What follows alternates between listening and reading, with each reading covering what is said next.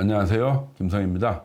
예, 엊그제 설 명절 전에 갤럽에서 또 이상한 여론조사를 하나 발표했습니다. 이재명의 국정 지지율이 63%로 5%나 뛰어 오르는 63%라고 발표를 했습니다. 그 모습을 보면서 도대체 왜 어떤 지표도 없는데 어떤 특징도 없는데 갑자기 또 5%나 뛰어 오른 거야? 그 모습을 보면서 저는 단언합니다. 아마 설 명절에 이렇게 지금 이재명의 국정 지지율이 이렇게 높게 생각하는 거야. 이렇게 가스라이팅 하기 위해서, 국민들을 가스라이팅 하기 위해서 높였다. 저는 그렇게 제 나름대로는 확신합니다. 왜 그러냐면 갤럽의 그간의 행태를 볼 적에 충분히 그럴 수 있다 라고 생각을 합니다.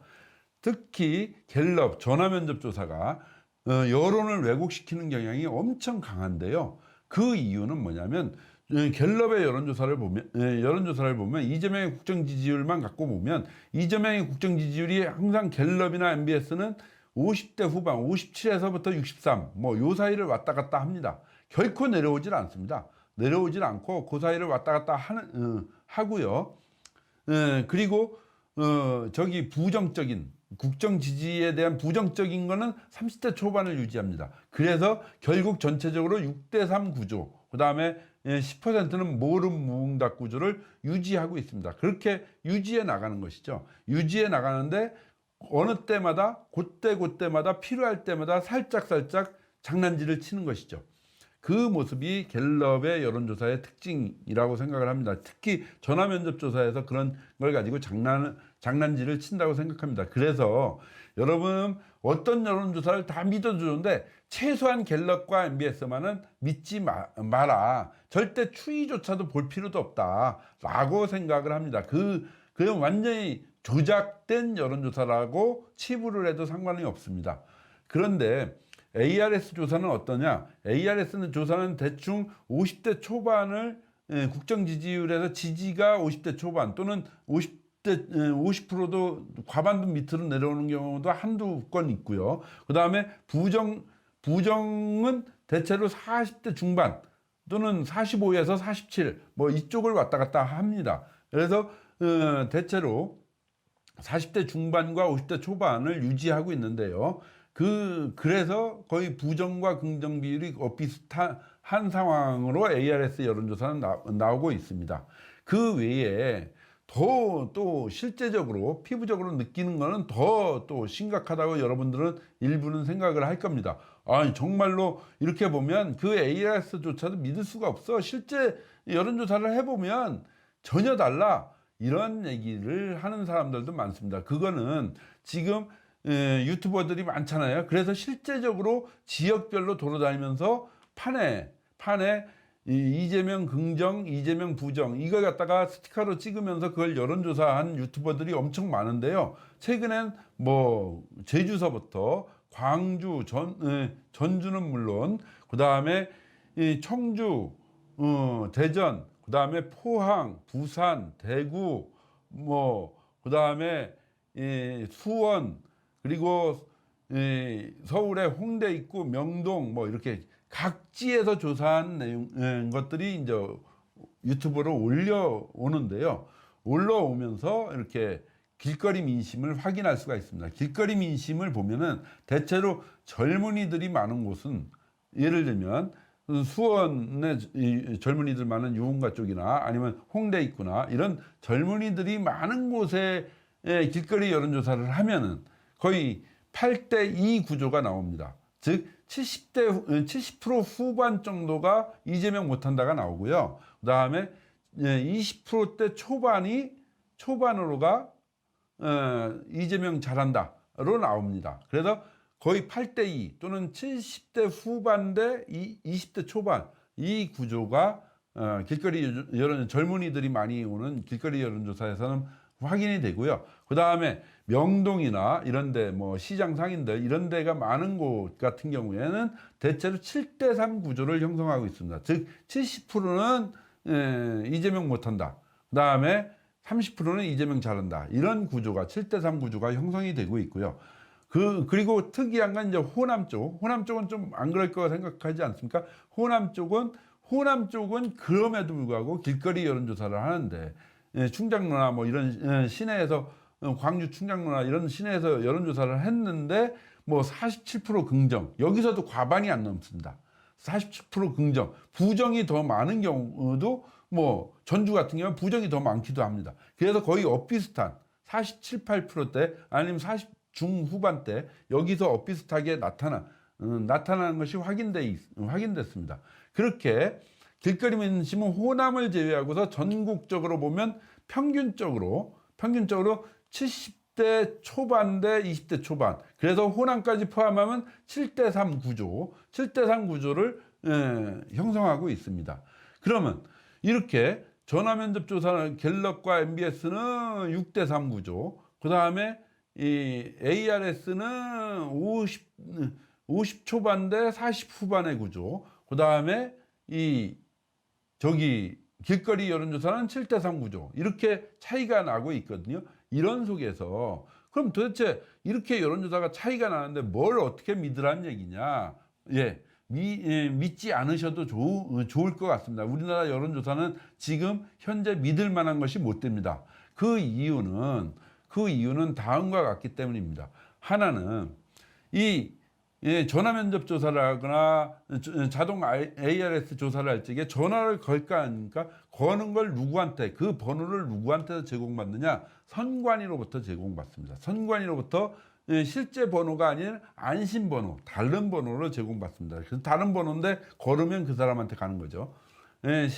그렇기 때문에 안심 번호를 제공받습니다. 안심 번호를 선관위에서 무작위로 추출해서 준다고 하는데 선관위 믿습니까? 선관위처럼 못 믿을 기관 없지 않습니까? 이미 선관위는 그런데 투표자에 대해서 어떤 사람이 어떤 성향을 보이고 있다, 핸드폰 갖고 다 몇 번에 걸쳐서 투표를 해왔기 때문에 다 스크린이 됐다고 보면 됩니다. 그리고 그 속에서 얼마든지 그 추출 비율을 자기들의 입맛에 맞게 제공할 수가 있습니다.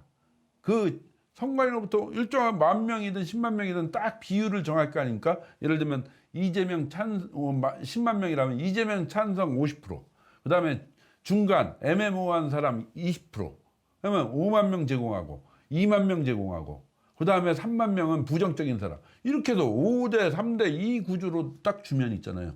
결국엔 저기 나오는 것, 대답 나오는 것도 그 비율대로 나옵니다. 그리고 그것이 먼저 데이터 자체가 외국 기울어진 운동장으로 제공됐을 가능성이 대단히 높다라는 것이고요. 두 번째는 이렇게 기울어진 데이터를 가지고 전화를 하는데 응답률이 겨우 3%입니다. 응답률이 3%라는 얘기는 거의 응답을 안 한다는 얘기죠. 응답을 안 할 뿐만 아니라 그 중에서 열심히 응답하려고 하는, 예를 들면 이재명에 대해서 난 적극적으로 찬성하려고 하는 사람이야, 나는 죽어도 반대하려고 하는 사람이야, 이러는데 죽어도 반대하려고 하는 사람들이 여론조사에 응하는 경우가 더 높습니까? 아니면 적극적으로 찬성하려고 하는 사람이 더 높겠습니까? 바로 적극적으로 찬성하려고 하는 사람들이 높죠. 그래서 이들이 과표집이 됩니다. 과표집이 되고, 그 다음에 부정적인 사람은 괜히 싫어 하면서 그냥 귀찮아 하고 거절을 하죠. 그렇게 되면 일정 부분 이재명한테 적극적인 사람들이 과표집이 됩니다. 과표집이 되면서 이게 늘어나죠. 늘어날 뿐만 아니라 또 여기에 그 다음에 또 마사지가 들어갑니다. 마사지라는 게 뭐냐?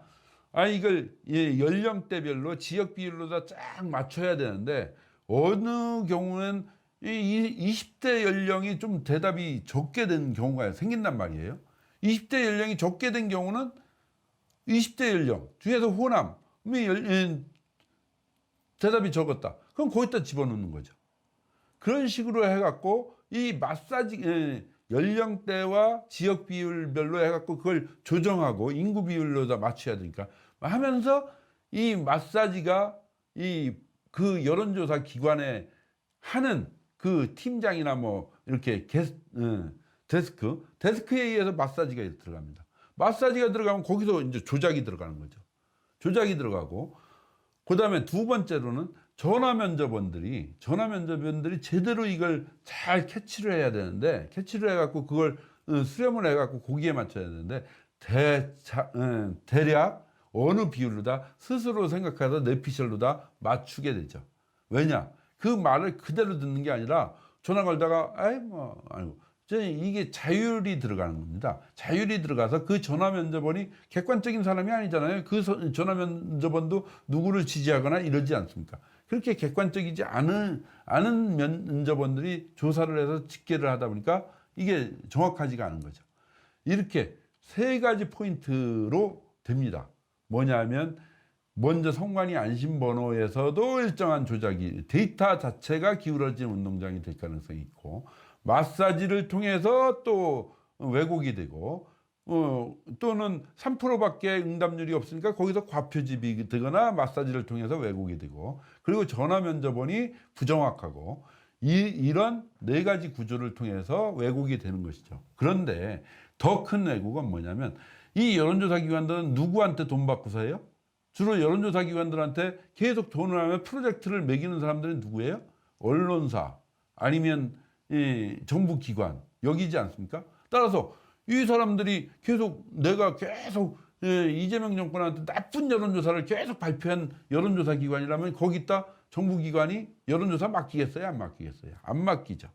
또한 지금 언론사는 대부분 반미 친중 좌파 언론 노조한테 장악된 곳이 언론사인데 언론사에서 또 이걸 여론조사를 맡아야 되는데 거기가 맡기겠어요? 안 맡기겠어요? 이런 반미 친중 좌파들이 장악한 언론사가 안 맡기죠. 그러니까 거기 입맛에 맞는 반미 친중 좌파 언론 노조한테 입맛에 맞는 또는 이재명 정권한테 입맛에 맞는 그런 여론조사를 계속 만들어내는 거죠. 만들어내다 보니까 거기에 입맛에 맞추려다 보니까 더 거기에 입맛에 맞는 여론조사를 발표하게 되는 것이고요. 그래서 오히려 그런 여론조사 기관들이 지금은 대형 언론사나 아니면 정부기관에서 잘 안 하지 않습니까? 왜 안 하냐? 그런 것들이 보이니까. 오히려 저희 소형 또는 유튜브 이런 쪽에서 하기도 하지 않습니까? 그런 속에서 이렇게 ARS를 그런 데는 돈이 없어서 ARS밖에 못 합니다. 왜냐하면 전화 면접은 훨씬 더 돈이 많이 들거든요. 그러니까 결국 ARS에서 나오는 것이죠. 그런 속에서 적어도 ARS만큼은 그나마 그 세 가지 중에서 길거리 여론조사, 그 다음에 전화 면접조사, ARS 이렇게 세 가지가 있다면 그 중에서 가장 그나마 믿을 만한 것은 ARS다 라고 할 수가 있고요. 그 다음 두 번째로는 이 둘은 뭐 그럼 둘 중에 어떤 게 더 믿을 만하냐? 저는 둘 다 폐기될 문제지 믿을 건 안 된다고 생각합니다. 왜 그러냐면 길거리 여론조사는 그 수집에서 일정하게 뭐 그냥 표본 추출이 정확하게 비율대로 되는 게 아니라 거기 그 지역에 자주 오는 사람들 중심으로 불특정 다수지 않았습니까? 그래서 홍대면 뭐 주로 나이 드신 분들 가나요? 주로 젊은 애들 가지. 그렇고 그 다음에 어느 지역은 어떤 층이 많고 이렇게 해서 그런 길거리 여론조사는 일정한 이 표본 추출에 문제가 있다고 생각해서 그거를 너무 비중을 둘 필요는 없다고 생각하고요. 또 갤럽과 같은 갤럽이나 MBS 같이 완전히 마사지가 가능하고 얼마든지 조작이 가능한 이 전화 면접 조사도 믿을 바가 못 된다. 이렇게 생각이 듭니다. 그래서 가능한 한 그나마 현재로서 믿을 수 있는 건 ARS 전화 여론조사다. 그리고 길거리 여론조사나 갤럽의 여론조사는 참고만 할 뿐이지 염려해 둘 필요는 없다. 이렇게 생각이 듭니다. 예, 감사합니다.